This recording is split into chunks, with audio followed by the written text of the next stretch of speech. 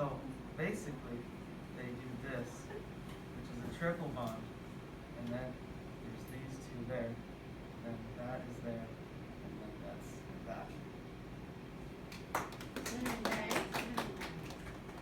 How many electrons does each nitrogen have? Oh wait, that's No, you're good. No, you're definitely right. not 5. Wait. That's fine. No, you're right. 5 is right. I'm just saying, and in the end, how many does each have? They're sharing. Uh-huh. So how many does each have? Each would have A full octet, right? Which yes, is how yes, many?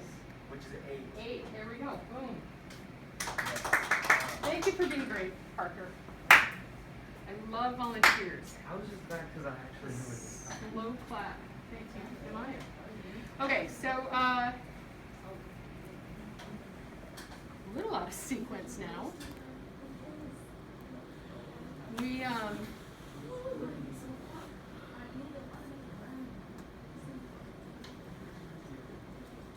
our projection is also perhaps not quite. Oh, okay, you know what? Yeah, okay. So here's what we're going to do today. So rather than project it, I will tell you. We're going to identify ionic and molecular compounds from formulas, and you just saw a sneak peek of that. You're going to work in the Jamboard in groups of 2. But you're going to be working at your Chromebook, so you don't have to get too close, right? You can, but close enough to talk to each other, which I think we all are. We're going to describe how atoms get an octet through either ionic, metallic, or covalent bonding. That's something we're going to add to the table. That's a whole new category that we haven't discussed because they all obey the octet rule, but slightly differently in each case. And then we are going to create Lewis diagrams. We're going to do that at least once. And I'll give you a small preview of tonight's lecture, which is going to be on triple bonds. We've already had a little bit of a sneak peek, right? With you guys figured it out just from doing electron accounting on your own. But we're going to delve into that a little bit more in the lecture tonight. Okay, so most of that, almost everything I just mentioned except the triple bond thing, is review for the quiz. Uh-oh. What? The one you had at the end of the hour. Seriously? Yeah, it was on Google Classroom. No. Kidding, I kid. I'm sorry. Please don't do that. I know. I'm so I sorry. just- See, no, Lexi knew. I just don't. I'm like, Lexi knew. I was expecting something like that, so I'm sad. I wasn't surprised. I was like, Yeah, well, because this is the 3rd year in a row you've had me as a teacher, but Kalina, come on. That seems to be the pattern the last 2 weeks. I've had you once before. Yes, I understand, but how many times did I try to get you last class period? Huh? When we were doing the Lewis dot diagrams? I mean, I expected better from you. Okay, so we will. He already told me. I understand. So we will have a quiz though asynchronously on Wednesday. It's over 8.1 with a smidge of 8.2 with the Lewis dot diagrams. Okay, I don't mind holding that, the Lewis diagrams. Okay, so let's look at those tables. Let's look at those tables now. Yes, our Is someone on scroll Zoom? to the bottom. Is someone on Zoom on that phone? Uh-huh. Who's here? That is, hello, Mrs. Davis. That is my field.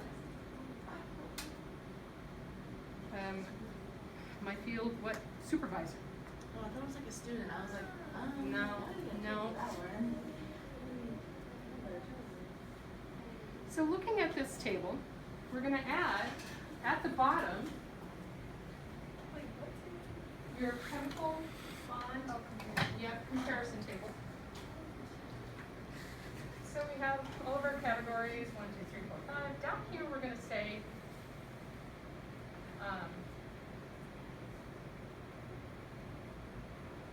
so add a row.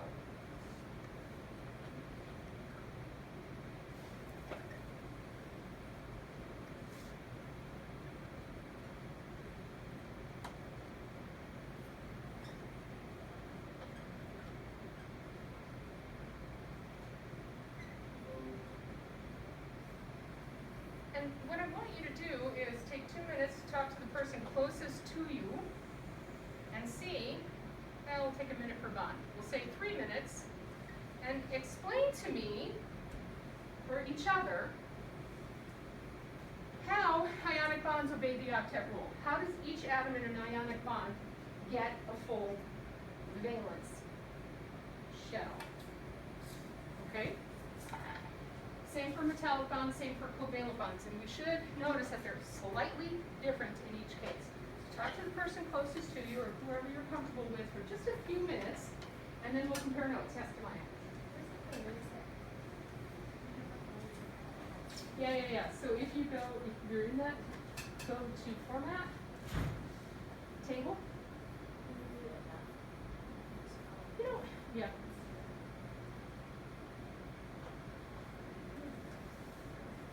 Yep, so talk to each other now. So this would be, if we were still in Algebra 1, this would be where I would be playing paddle music.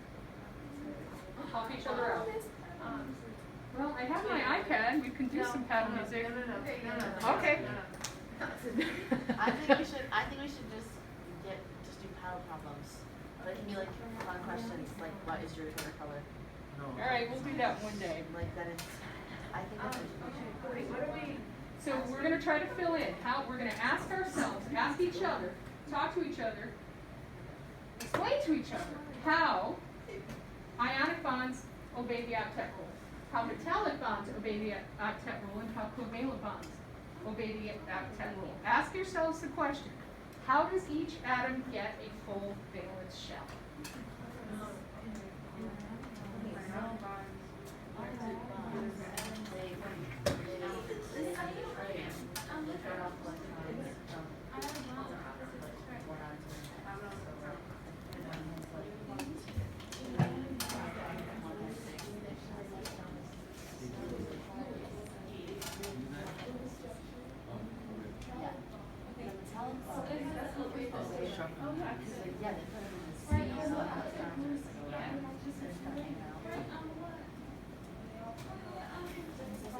Somehow we are not working from the same Jamboard. I clicked the link. Yes, we are. Yep, no, we are. Sorry. I just moved all those guys. Yep, okay, good. I reset it. Yep, good. Thank you, sir.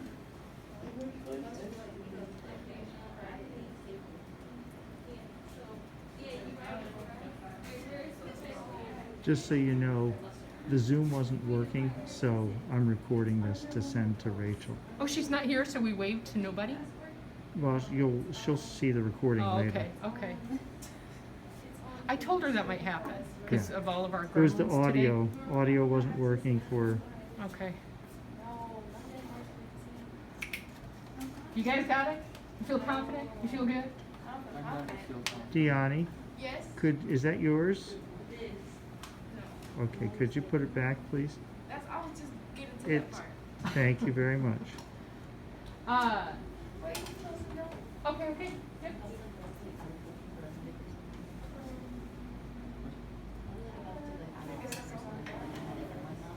Okay.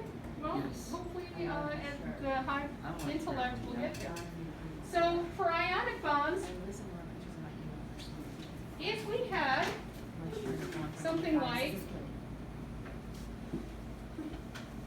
so we know that for ionic bonds to occur, we have to have ions, and that usually means that somebody steals an electron or two from somebody else.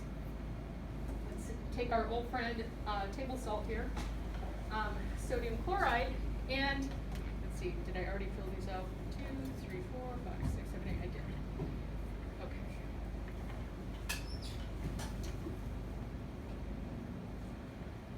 Sodium chlorine, chlorine has 7 valence electrons, needs 1 more.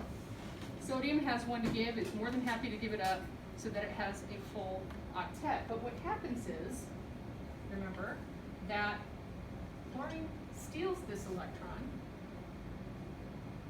and when it does that, the hole there, sodium, what happens to this valence shell? What happens to this energy level right here? This outer shell, once chlorine takes, what does it cease to exist? It doesn't cease to exist, but it's no longer really part of sodium, right? The energy levels never really go. We're walking through energy levels in fields all the time. So we end up with, there's our,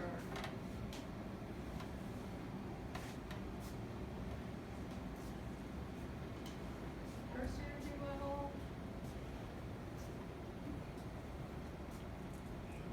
So it loses this. It loses this valence shell, and it dips down to its second energy level, where there is a full valence shell, okay, where there's a full complement or full octet. Now this is important because to answer the question, how does each atom in an ionic bond get a full octet? Well, it's a little bit different for chlorine than it is for sodium, isn't it? Sodium has to lose a whole energy level and use its second energy level now as its outer shell, okay? So for ionic bonds, the octet rule is simply that one atom steals an electron or two from another to gain a full octet or a full valence shell. The other, the cation, what now becomes a cation, has lost an energy level. Okay? No longer has, the energy level is still there, but it no longer has any electrons in that energy level. You have a question, Maya? I saw what you said. That was actually fine. Yeah, no, you're good. Well, just to answer the question about both atoms, how does each atom get a full octet? This is how. But what you described is accurate for ionic bonding. Okay, for metallic bonding though, we did what? We know what, and we're going to be brief about this because this isn't on the quiz, but it's good to know for the complete, to have a complete table for comparisons. How do the atoms that participate in metallic bonding get the full valence shell? Yep, Lexi. The metal cations chuck the electrons out into the electron sea, so they're like free floating around it. Right. Right. They're sharing all those electrons. So a cation is formed by chucking its electrons. Now we have a situation like sodium, where it's reducing the number of energy levels in which it has occupied by electrons. And all of those electrons are swirling about all of the cations, and the cations are sharing them. They're effectively getting a full octet by sharing those free electrons. Okay. Now the money shot. Covalent bonds. How are we, Galena, what do you think? How are we getting a full valence? How are the elements that participate in covalent bonding? Remember from our simulation where we had these? Oh, Right. They attract. Yeah. Like, it's kind of like the fighting. The fighting, right. So when we brought those atoms together, the electrons are zipping all around them, but we bring the atoms together, and all of a sudden the electrons are hanging out between the two nuclei, right? And they're effectively fighting, they're not sharing so much as they are fighting over these electrons. Who's going to win that fight?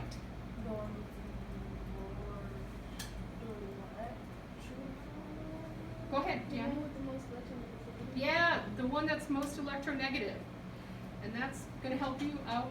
You are going to be a great resource in the group activity we're about to do. So what are we going to say in our tables for covalent bonding?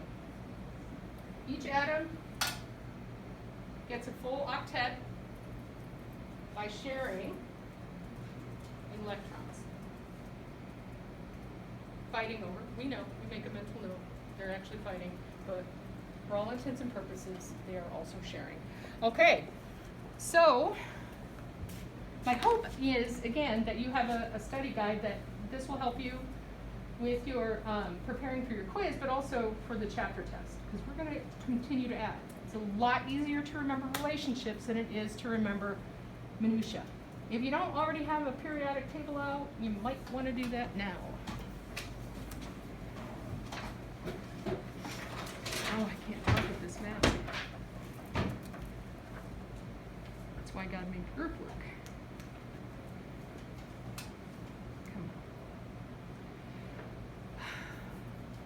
standing by. All right, while I'm doing this, and I'm getting nowhere, which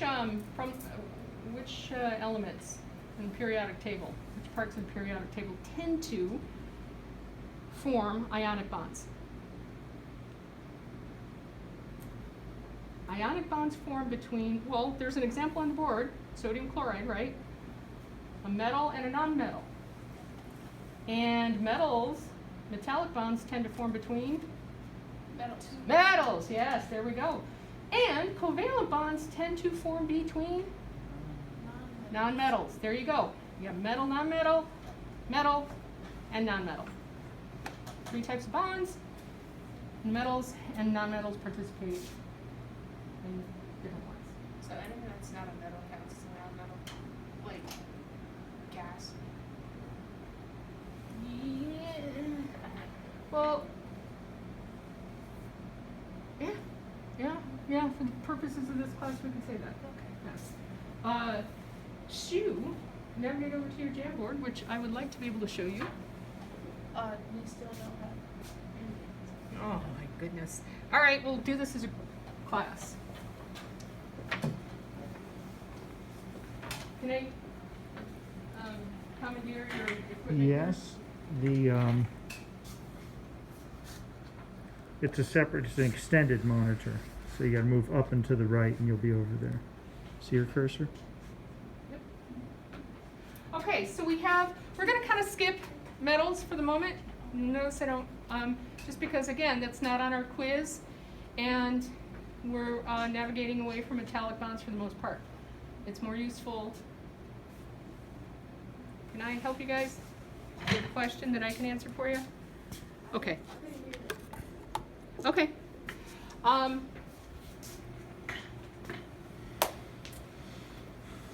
It is far more useful for us to compare molecular compounds to ionic compounds or covalent bonding to ionic bonding. So we're going to do that. Let me ask you this. Easy. Which column does that go in? Ionic compound. Yeah, we just did that one. What about this one?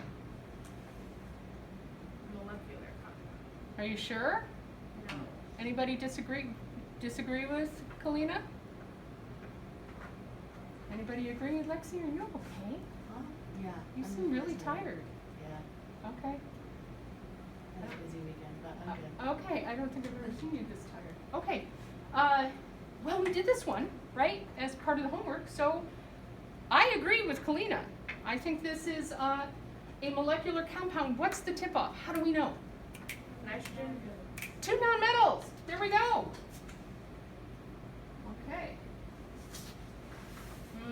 All right. Where do I put this one?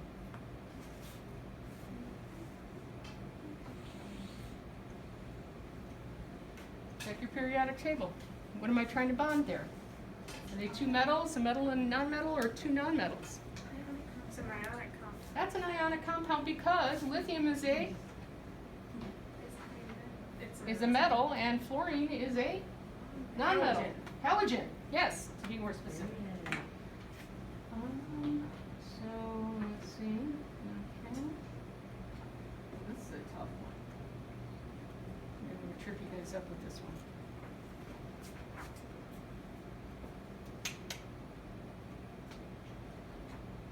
Is it tough? Go ahead. Okay. Somebody besides Kalina this time. I know, I have a feeling you guys have a hunch. I need you to take a risk. Wait, what's the question? Hey, what's the question? CH4, is that an ionic compound or a molecular compound? Parker says molecular. We agree? Yes. Yeah. Okay, why do we agree?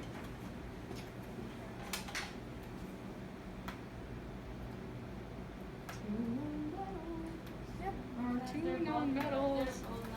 There we go. Okay. That's the abbreviated version of this particular activity. If you want, if at some point I can work out the access, I don't know why it's a problem for fourth hour when it's not for first hour, but you can play around with this a little bit more. So what I want to do is, in the remaining few minutes that we have, I want to do an activity. This is actually a modified activity. It's modified from an activity called Adopt a Molecule. And that's about a week-long project, and we're just not in a place where we can do that. And I love that activity, but we're not going to do it. We're going to do an abbreviated version.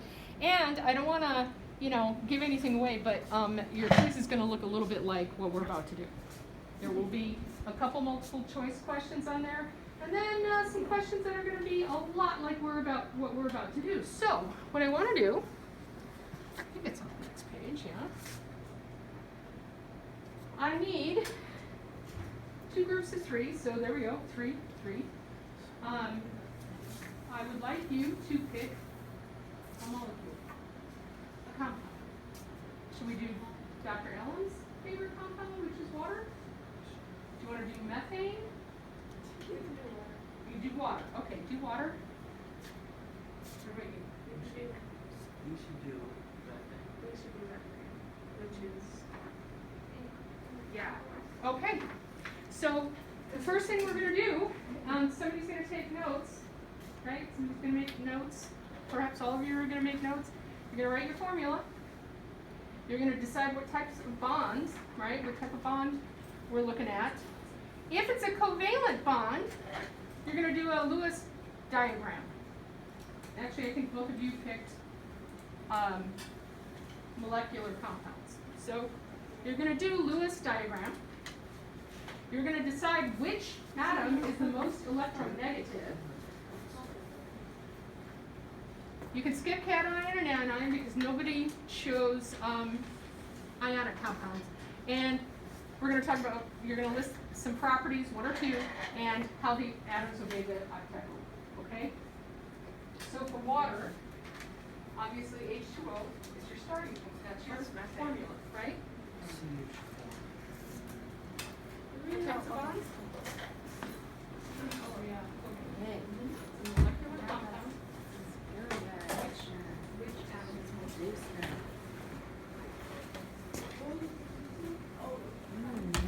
You have H2O, right? No, When? I'm not.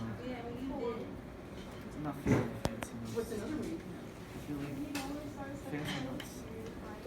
There it is right there, because you might not get water on the quiz tomorrow. Okay, so CH4 doesn't. Perfect. I'm sorry, Wednesday? Wednesday. That time it was an honest mistake. We remember the trends in electronegativity, the ones in the upper right are the more electronegative. So you just need your periodic table to answer all of these questions. Okay? Yeah. We have Mendeleev to thank for that. It's a covalent. One over there is a covalent bond. Yeah. So you might actually have, check your worksheet. I think we did have methane on your worksheet. That is not. CH4. It has. Did you see Lexi's sweatshirt? See what it says on the sleeve? Yeah. Did you notice that? Say, hey, that's mine.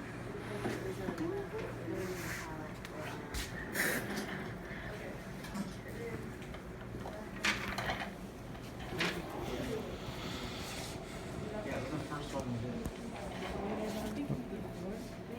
Helps to put my finger in front of the lens. Well, Yeah.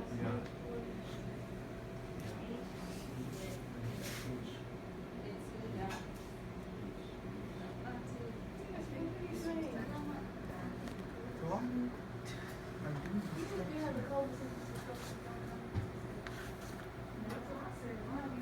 okay, so while Parker's working that, you guys can work on other steps, right? Other parts. Like, what are the properties of methane?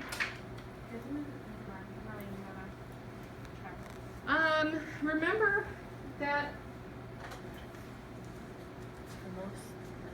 ionic compounds tend to be crystalline solids at room temperature. And molecular compounds tend to be liquid or gas at room temperature. And you guys picked a what? Covalent. Yes, so yours is, in particular, methane is at room temperature. Remember Dr. Ellen talking about YouTube videos of boys lighting their, yes. It's a, Isn't it a gas? isn't it a gas? Yes, there we go. And water, of course, is a liquid. Okay. So Okay, so then, what's up next? You mean what's the most okay. electronegative atom? Oh, that's for covalent bonds. Okay, we can do this one. We can do this one. The most electronegative is Wouldn't it be? carbon. Yeah, carbon. I It's have farthest. methane on my tie. Oh, do you? Yes. So Wait, I think. greenhouse gases, there's methane. right there. Property. What did you decide was the most electronegative? Carbon. Okay, good. Thought I heard something else. Was freaking out. Okay, good. Your tie good? I have methane on my tie right there by my thumb. Oh, that's so cool. That's so fun. I love It's got greenhouse gases. This is a graph of temperature where carbon dioxide. No, it's. Okay. that. Science, that's like, I want to work with like environmental stuff, you know? Yeah, it's pretty important. The properties of. Okay, It's a low melting point. how did we do? In a lower temperature, I have farms and not farms. And I forget what it's called. There was a thing that it was, and I know it in my brain, it's in there somewhere, but it's melting point.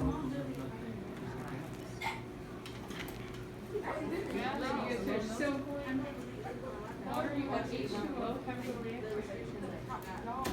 Covalent, right? How did hydrogen and oxygen then both get a full octet? Yeah, like you're drawing. They only get a pair, never more, ever, never ever. Now, on top of that, oxygen got six. No.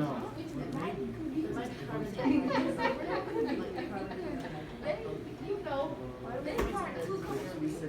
So, they're like, we need two. They're like, we got two. And so, you know, they put them all on the side. Yes. Right. I got you. I like it. Okay, now let me ask you this. Just checking the time. Properties of water at room temperature. Liquid. Liquid. What else? What else do we know about water? Liquid. High melting point, lower melting point than ionic. It's lower than ionic, that's right. Okay. What about? We did. Oh yeah, and we already talked about the most electronegative atom, which we decided was oxygen. If you can figure this out for any molecular formula or any compound, you will be fine in the place the games because this is what we're looking for. Okay, a couple of multiple choice vocabulary, and then it's you in the periodic table figuring out do I have metal, non-metal, what kind of bonding is active engagement, stuff like that. Okay? You don't always. So in the extended project, you would actually look it up.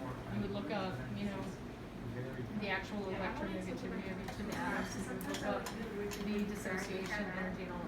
Obviously, we're not going to do that. So if you don't know the specific properties, you go with the general properties of that type of compound.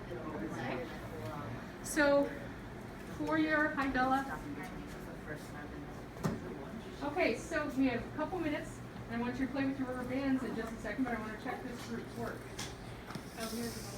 Okay, what do we have? We're just wrapping up.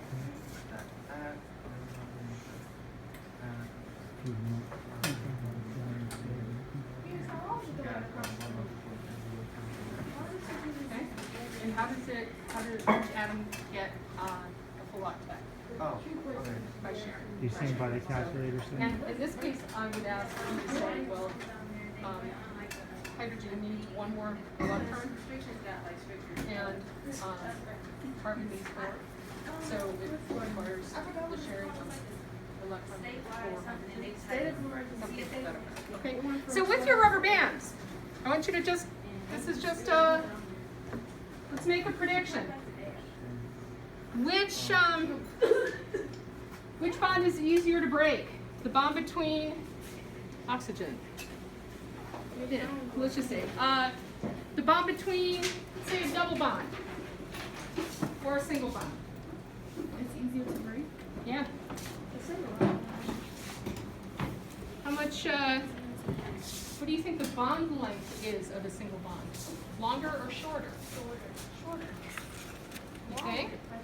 Because this Yes, because we can do this, right, Deanna? Okay, so wrap your rubber band once. Now we got a double bond. I don't want to break mine. It No. hurts. Only if you have really old rubber bands is that easier to break. Is the bond length shorter or longer? Wrap your, wrap, what? I don't want to break mine. Okay, I still so want to break it. just don't pull it as hard as I do. Okay, there you go. That's a shorter bond length, right? Is it stronger bond or weaker bond? I mean, that hurts so bad. You like put your hair up and you just like snaps on your wrist. Yeah, that's the worst. Try and wrap it one more time. A third time? Yeah. I can't even I like. can only get 4. I can get like 6 wraps out of a hair tie. There we go. But you can, If it's open enough. Okay. I can get a hair tie back around my hair like 6 times if it's open enough. Oh yeah, no, I can't do that. very I'm strong not bond. gonna only get around like Okay, 6 times. quiz on Wednesday, video on triple bonds tonight, and that's a wrap. Thank you. Dr.